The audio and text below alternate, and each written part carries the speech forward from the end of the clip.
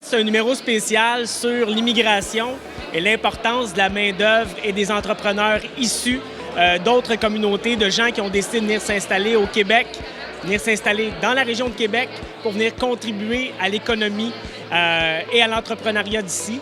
Donc, c'est un numéro qui parle essentiellement de ça, d'entreprises qui ont ouvert leurs portes aux nouveaux arrivants et aux gens aussi qui ont décidé de faire des sacrifices personnels, quitter leur famille, quitter leurs proches pour venir s'établir dans un nouveau pays, pour contribuer à l'essor économique et financier du Québec. Donc, un numéro à découvrir sans tarder.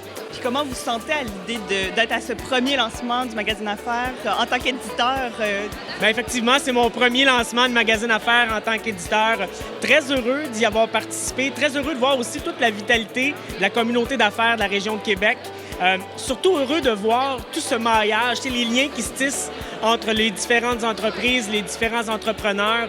Je suis vraiment impressionné de voir ça et j'espère sincèrement que le Soleil Affaires va pouvoir contribuer justement à tisser ces liens entre les entrepreneurs et entre la communauté d'affaires et les gens aussi de la région. Comment vous vous sentez à l'idée d'être l'hôte de ce lancement du magazine qui traite de l'immigration?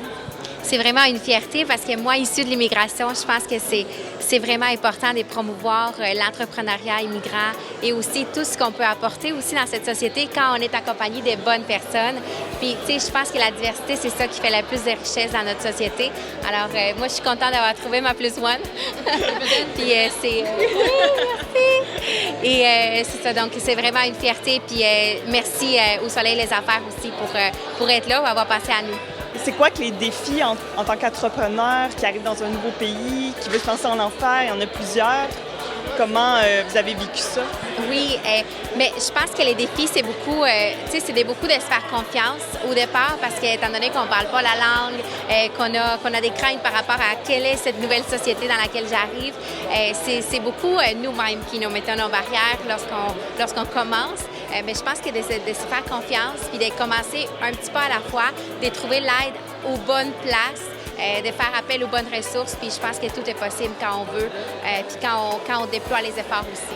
Je pense qu'une des forces d'Andrea, c'est beaucoup de bien s'entourer. Dès qu'il y a quelque chose qu'elle fait face, elle va se tourner vers une personne et va oser demander de l'aide. Puis je crois que c'est ce qui peut vraiment faire la différence puis faire rayonner des entrepreneurs comme Andrea. Là.